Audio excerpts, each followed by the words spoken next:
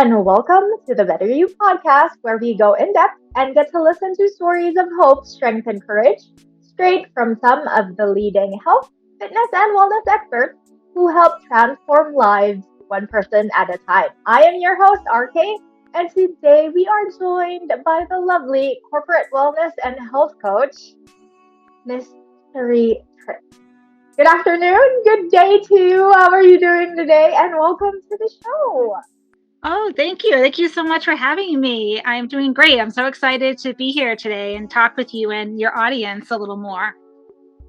Thank you so much for joining us and taking time, because I know a lot of us coaches, we do have a bit of a packed schedule, but you taking time to share your knowledge with us today is something that we are very grateful for. So thank you. Now, of course, well, because of social media and all being online, of course, we get to take a look at some of the work that you've had, and I have had the chance to, be a little stalker already. But a lot of the work that you do, it involves many different facets of health and fitness and wellness. And of course, I would like for you to share all of that with our audience today. But before that, I would like you to introduce yourself and how pretty much did you fall into this lovely part of your life where you get to have the opportunity to help others. I'm sure you have a little backstory of your own. Could you share that with us today? Yes, absolutely. So you said my name is Cherie, and I have quite the interesting story on how I got into health and wellness. So my background is actually in accounting and finance, and I have my CPA license. So I was doing that for many years, and it was great. But what I was finding is, as I was climbing the corporate ladder, getting better jobs, more responsibility, having to then manage a team besides just myself, the stress started to increase, right? And it was very long hours, just a lot of pressure, things like that. And I found that my health was starting to kind of take a backseat to my career. And having always been interested in health and fitness, and always going to all the different workout classes and all of that, I knew when I saw that happening, I was like, okay, I need to do something about this. And so around that time, funny enough, is when kind of the world started to change, right? And we were all locked in our houses.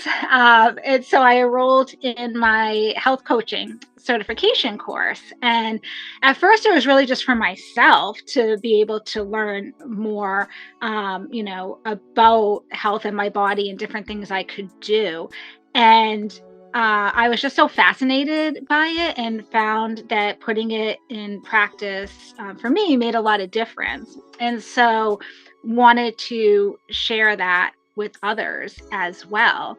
And I just felt really called to do that. I didn't see that a lot, especially in my field. And I was like, oh, I know so many other people are probably feeling the same way. And I wish I had known some of this, especially earlier on in my career. I could have prevented. So I'm all about prevention instead of, trying to tackle this when you're full blown stress and overwhelm. So decided to start my own business doing that. And so that's kind of how I got into it. And I've taken more, courses since, kind of really specializing in sleep and stress and brain health as well. I had, my grandmother had Alzheimer's. So that was also another dynamic that came in where, kind of seeing that disease and what can I do to prevent that and help others. And there's been so much I've learned about the brain, and that you don't think about. And so I want to share that knowledge with people as well. So, yeah. It's actually amazing that with all the guests I've had on the show, there's always that particular time in your life where you're like, what's happening? And you kind of try to find the solution to the problem. And eventually, because you kind of fall in love with the whole situation, you're like, I really need to get to share this with somebody else who may need it as well. And that to me is really amazing. There have been a lot of coaches and experts out there who started their journey through own experience, right? So that's something that our audience should also look into. There probably is something that you two are experiencing, and these experts can help you with that. Now, you have mentioned that you did get to study. So far, with your coaching and getting into knowing your clients, has there ever been a particular experience or story that you seem to be sharing with all of them? Like it's your go-to story that helps to push them along or help motivate and inspire them. Is there a particular story that you can share with us today and maybe can inspire other people listening to us today? Yeah.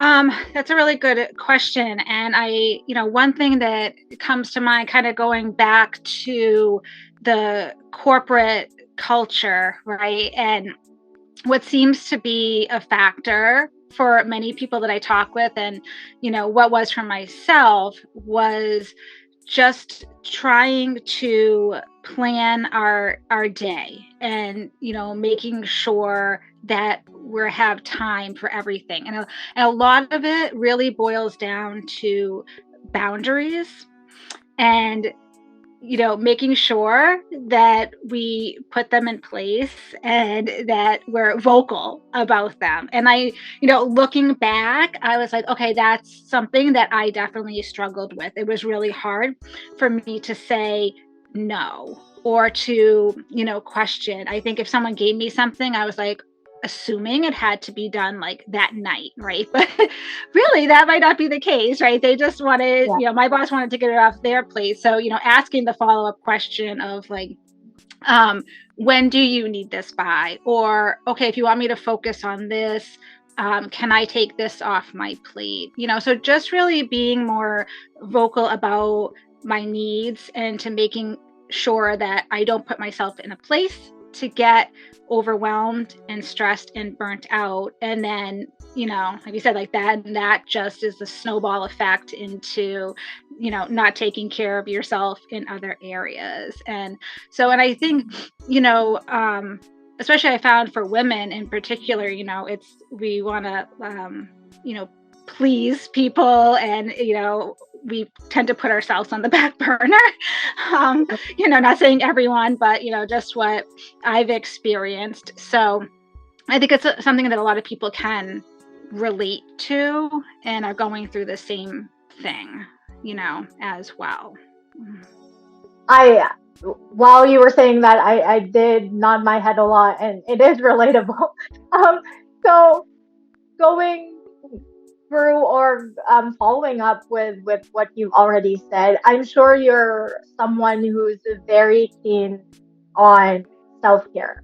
Now, today, could you share with us maybe one or two of the best tips that you share with your own clients that has helped you and has helped them in terms of becoming a lot more comfortable with self-care? Because a lot of people these days, when we mention self-care, we're always like, oh, I know I need it, but I feel guilty about it. So could you help us out and give us a few tips and tricks that you yourself do for your own self-care?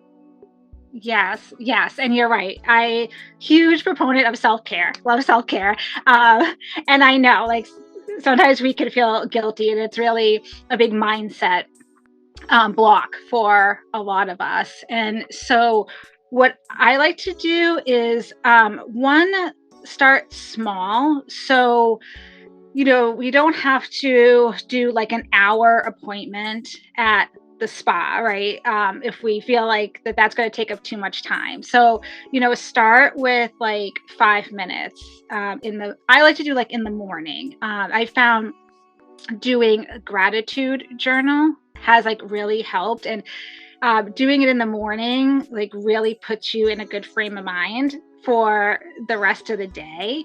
So like that's helped me. Or even just like sitting quietly like with your coffee or your favorite beverage, like something that's going to bring you joy even for a small period of time, is self-care. So that's like one thing. And then also to kind of think outside the box. So I know also when we say self-care, like again, first thing that comes to mind is, going to the spa, meditating, things like that. But it's really like anything we enjoy. And also like working out is a form of self-care. So, even just going to your favorite exercise class or like taking a walk is self-care as well. So, trying to, get out of the narrow like viewpoint and think a little bit broader as well. So, yeah. You shared that with us because a lot of people these days, when we talk about certain wellness and health and fitness terminologies, they all have like, this is just the thing that I have to do when you mention self-care. This is the only thing that I'm supposed to do when you mention exercise. This is the only thing that I'm supposed to do when it's meditation. So I love that you got to share that with us, because a lot of people really do need to like look at other options that are available for them. Now, you did get to mention a while ago about what it is to plan your day. Now, how has it been for you, balancing out your coaching lifestyle with your own health and wellness regimen? How do you deal with that, or how do you balance your work and taking care of yourself situation these Mhm. days? Yes. So I am a big planner.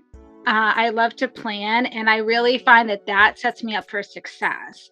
When I veer off track is when I try to like, so-called wing it, right? And just be like, oh, okay, this is, kind of what I want to do today. Yeah.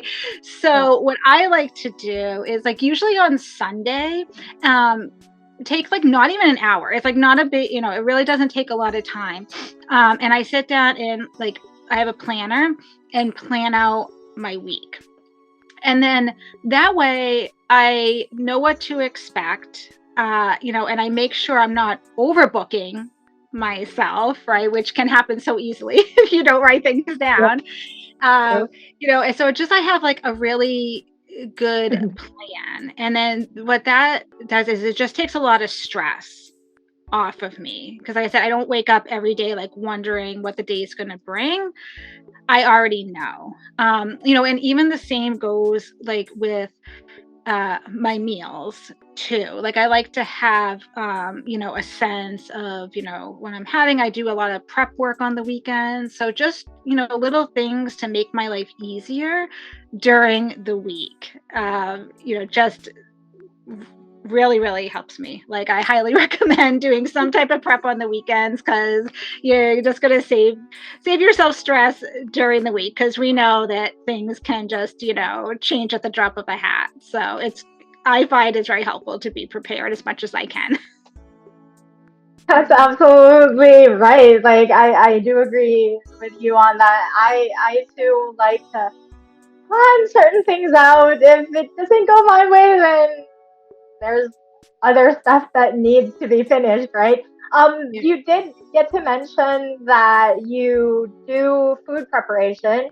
Yeah. Could you share with us a few things that you yourself have learned that can be an easy tip to follow, or something that people can use today in terms of eating better and toward their nutrition as well?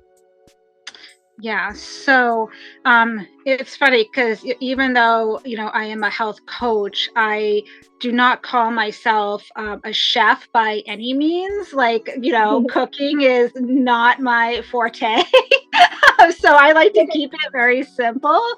And what I've found is I try to buy things that are already like prepared as much as I can. What I mean by that is like for like the fruits and vegetables, right? So if I can get them already cut up and cleaned and all that, like that saves me a step in the prep, and then it's so much easier to grab and go. So like if you're making your lunch or breakfast, having things already there to grab, you're going to be more likely to grab those type of foods, right? Because sometimes like it is time's not on your side and you're going to go with what's convenient, and then that's sometimes when we get into trouble, or like I know in my corporate career, I would see the same people go out to lunch every single day, and not only does that cost a lot of money, but it's not always the healthiest choices either, and it can be very easy to get into a habit. So I found just being able to have things on hand that are already prepped is very very helpful, and then to just kind of if you think of like the carbs, your fat, and your proteins, and have a couple go-tos that you like and be able to grab and combine. If you have those three elements, like you have a good solid meal. So like I said, it doesn't have to be fancy or complicated. If you get a few things you like, put them together, I'm sure it's going to taste really good. So just keep it simple, and kind of know what you like and have those on hand.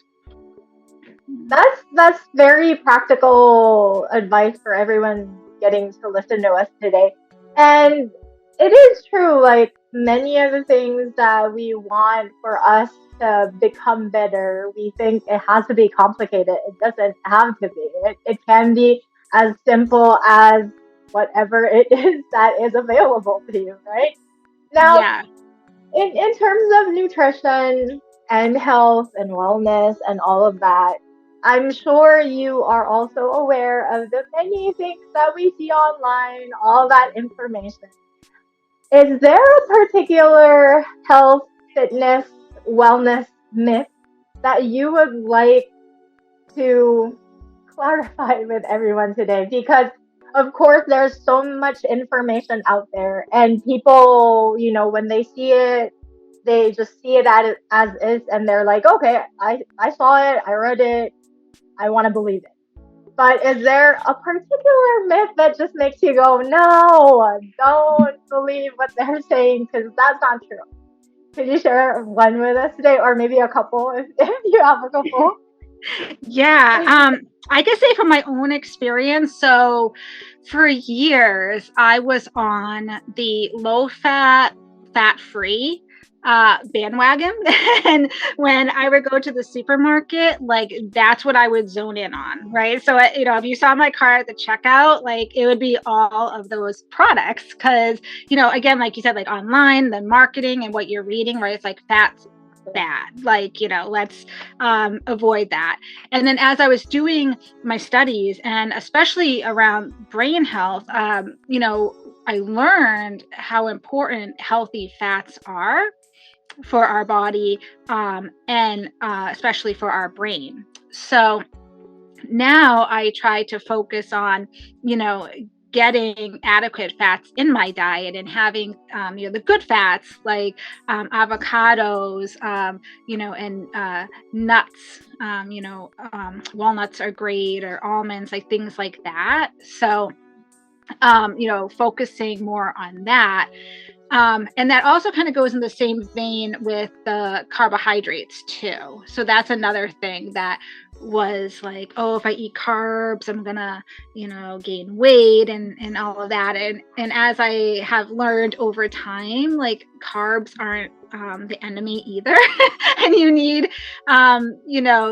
a certain amount of carbs in your diet, and the good kind, so maybe not like the rice and the pastas, but sweet potatoes, quinoa, things like that is good. And like anything, right, we don't want to have too much in our diet, but we want to have enough for our particular body weight and size. So yeah, it was kind of learning that we need like the protein, the carbs, and the fats, and not to exclude those food groups. See, guys, it's always great to hear this straight from our experts, because a lot of the things that you get to read and you get to watch, they're not necessarily true. So you have to always fact check everything, right? Now, of course, you've been getting to work with a lot of clients for sure. Has there already been a special or a proud moment for you in terms of helping a client, like probably a client that was absolutely blew you away, like from point A to like where they are now? Has there ever been someone that kind of given you that little moment of triumph and victory? Because I know, like working with clients isn't all that easy, right? Sometimes they come to you, but they're like, I don't want to do this though. So has there been a proud moment so far in terms of working with your clients? Yeah, I know you definitely have to want to be in the frame of mind to put in the work, right? And it's not always the right timing for everyone, but yeah, I would say one client that I worked with that was in a corporate job and was in a similar state to where I had been, that recently promoted, had a lot of new responsibilities and everything, and really worked with her to be able to implement some of the stuff we talked about today, with the time management and planning, and really understanding what her non-negotiables are, and how to communicate her needs. And she really went from a sense of overwhelm to a sense of calm, where she was able to go back to really feeling like she enjoyed her job again, because it wasn't consuming her. And it's great to see that, because what I like to tell people is, like, you can have a very successful career and not be working 24/7 and still be able to take care of yourself. But sometimes that's like a mindset that we have to reverse, because we're kind of taught the opposite. So it's great to see people come out on the other side and see that that is true, that they're able to still be really successful in their roles, but feel really good physically and mentally as well. So that's really great for me to see. It makes me really, happy to be able to see their joy as well. That's so nice. It's, as coaches, we do get the fulfillment when it becomes like whatever we get to teach with our clients, it becomes like the way of life for them. It helps their lifestyle, and you gradually see their transformation, and you're kind of like a proud parent, saying like, hey, they followed what I did, and that's just amazing. Now, Absolutely. yeah, from your perspective as well, has there ever been someone who motivated you or inspired you in your work? Has there been a mentor that you work with that you really kind of emulate what it is that you're doing right now from what you've learned from them?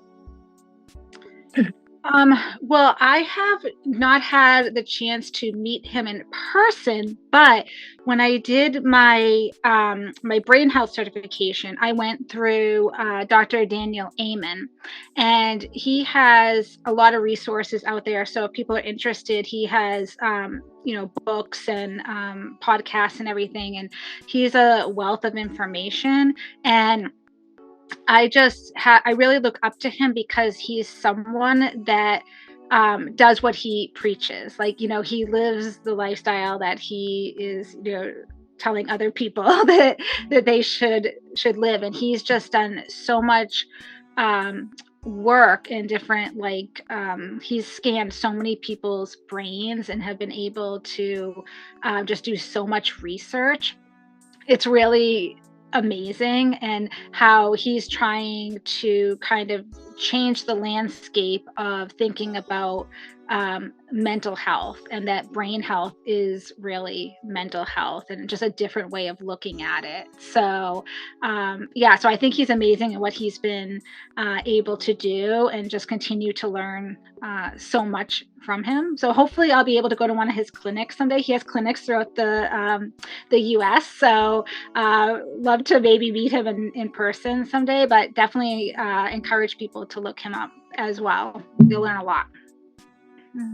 Sharing that with us today. Now, of course, when things begin, it has to have an end, and we gotta wrap up our show. But before that, is there something that you would like a very important piece of advice that you would like to leave our audience with today that can help them become better and can help them jumpstart their journey to improving their health, their fitness, and improving self-care as well? Yeah, so I am all about simplicity and keeping things simple. So what I usually recommend is, think about what your goals are, and what's one thing today that you can do to get closer to that goal. And, just focus on that. And then, once you kind of get into that and it becomes a habit, right? It becomes part of your routine, then move on to the next thing. And before you know it, you're going to get to where you want, but it's going to be sustainable, and you're going to be able to keep up with it. Because I think, and I have been guilty of that in the past, where it's like you get excited and you have your goal, you want to jump in, and you try to do everything at once, right? Exactly. And then before you know it, you just burn out and you're like, oh, forget it, and you stop. So just start small and stick with it, and you'll get to where you want to be. Thank you for sharing that with us today, Cherie. Now, for everyone who's interested in working with her, I will leave all of her wonderful details, her link, her website, all of that in the description box below. Thank you, everyone, for joining us today on the BetterU Podcast. I am Coach RKaye, always reminding you never give up on your movement journey, because it's never too late to go. Bye-bye, guys.